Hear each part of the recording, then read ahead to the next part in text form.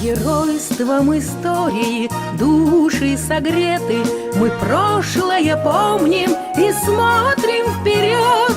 Традиции чтим, выполняем заветы, такой мы надежный татарский народ. Счастье татарское с нами, наших рядов не честь. Родина наша знамя, нация наша честь. Родина наша знамя. Сәммесез кадерле дуслар. Бүген без татарлар штабы бинасында җыелдык Корбан ашына. Мин татарлар штабының 25 еллыгы, килеп җитәчәк 25 еллыгы белән чын күңелдән котлыйм. Татарлар штабы ул искиткеч зур оешма. Бик күп татарларны, башкортларны, яшьләрне, олыларны бергә берләштерә торган. Монда бик күп яшь парлар, гаиләләр корып җибәрделәр. Монда бик төрле юнәлештә эшләп килүче клублар бар. Һәм иң әһәмиятлесе татарлар штабында татар телен, ана телен саклап калу өстендә бик зур, бик күп эшләр эшләнә. Татар мәдәниятен, татар гореф-гадәтләрен, йолаларын саклап калу өчен бик күп тырышлык куела. Һәм иң беренче чиратта әлбәттә татар телен саклауга юнәлтелгән татарлар штабының эшчәнлеге. Һәм иң әһәмиятле урынны әлбәттә татарлар штабы җитәкчесе Рөстәм Ямалиев алып тора. Һәм шулай ук бу оешманың координаторы, әйдәп баручысы Гөлнара Яруллина. Алар җилкәсендә бик зур катлаулы эшләр алып барыла. Алар бик тырыш, акыллы кешеләр. Шуңа күрә дә үземнең рәхмәтемне җиткерәсем килә. Һәм әлбәттә Рөстәм Фаизовичка бик зур рәхмәтемне әйтәм. Һәм шундый чараларга чакырган өчен, татар телендә сөйләшергә мөмкинлек биргән өчен, чөнки Мәскәүдә татарча сөйләшә торган кешеләр чыннан да әз. Менә мондый татарлар штабы бинасында җыелганда без чиста татарча, татар ана телендә сөйләшергә шундый мөмкинлек алабыз. Бүген мин Корбан ашына үземнең малайларым белән килдем. Малайларыма 12 яшь Әмир исемле һәм 7 яшьлек Әскәр исемле 2 улым белән килдем. Чөнки менә шундый дини йолалар, дини чаралар, Корбан ашы кебек чаралар, алар безнең ислам динен саклап калуга юнәлтелгән изге вәгазьләр аркылы без бик күп акыллы сүзләр, фикерләр ишетәбез. Хәзрәтләр сөйләгән вәгазьләр аркылы. Шулай ук безнең халкының йолалары, ислам диненең әһәмиятлеге турында аң белем алабыз. Һәм иң беренче чиратта әлбәттә инде без үзебезнең татар телендә сөйләшергә монда мөмкинлек алабыз. Шуңа күрә дә моның өчен монда чакырган өчен дә зур рәхмәтемне белдерәм. Һәм әлбәттә инде шуны әйтеп китәсем килә, безнең яшь буынны тәрбияләү, балаларны, киләчәк буынны тәрбияләү, ничек итеп балаларны дөрес итеп тәрбияләргә, аларга ничек дөрес итеп аң белем бирергә, акыллы итеп үстерергә, зиһенле итеп, үз телендә сөйләшә торган кешеләр итеп үстерергә. Мондый сорау ул әлбәттә бик әһәмиятле әтиәниләр өчен, яшь әтиәниләр өчен дә. Инде олы яшьтәге әтиәниләр өчен бу сорау бик әһәмиятле булып тора.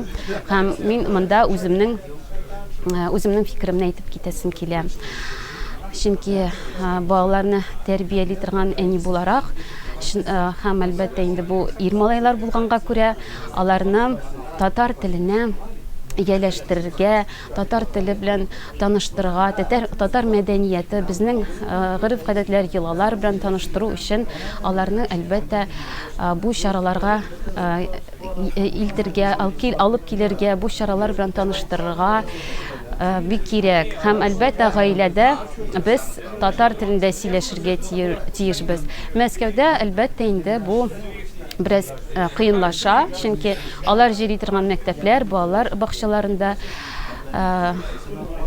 бары тик рус телендә генә сөйләшәләр, аларның укытучылары да, балалар бер-берсе белән дә рус телендә генә сөйләшәләр. Шуңа күрә Мәскәүгә һәм Татарстаннан тыш башка шәһәрләргә киткән татар кешеләре үзенең телләрен саклап калу өчен әлбәттә гаиләдә бер-берсе белән, әти-әнисе белән бер үзара аралашканда татарча, татар телендә сөйләшергә тиешләр. Бу тел гаиләдә сакланып калырга тиеш. Шуңа күрә без мин үземнең ирем белән һәм ирем бер-беребез белән аркылы шуңа күрә балалар белән дә без татар телендә сөйләшергә тырышабыз. Һәр даим тырышып торабыз, һәр вакытта булмаса да, мөмкин булмаса да тырышабыз татар телендә сөйләшергә, бу телне алар аңларга, ишетергә, ишетеп үсәргә тиешләр. Шуңа күрә дә минем улларым миңа безгә һәр вакытта әни, әти дип дәшәләр. Алар безгә беркайчан да русча мама, папа дип беркайчан да дәшмиләр. Аларга бу сүз чит-ят сүз булып тоела, чөнки без алар иң авыз ачканнан соң беренче сүзләре дә әни, әти сүзләреннән башланды.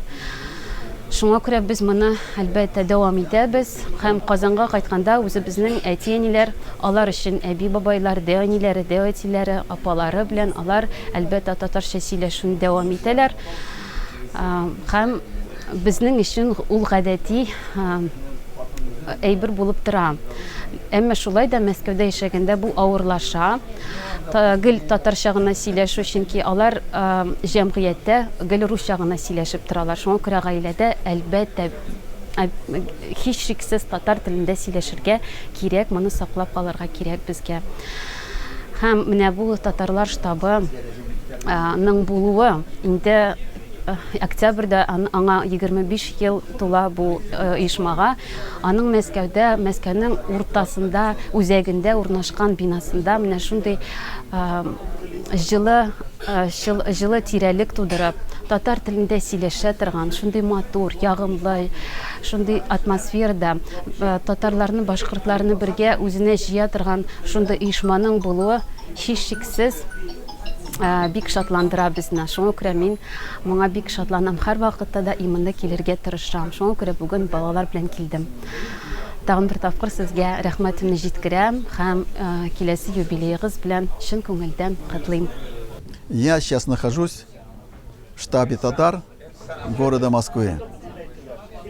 У нас сегодня 25-летие этому обществу.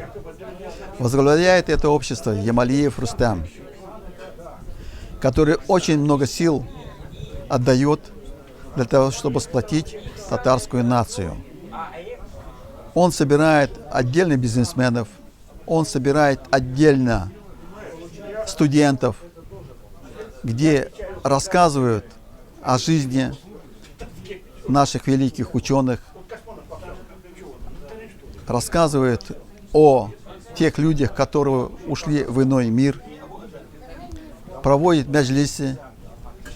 И мы очень рады, что есть такой человек, который не жалеет своего времени, а именно все свои силы, все свои знания посвятил нашему народу. Спасибо за внимание. Счастье татарское с нами, наших рядов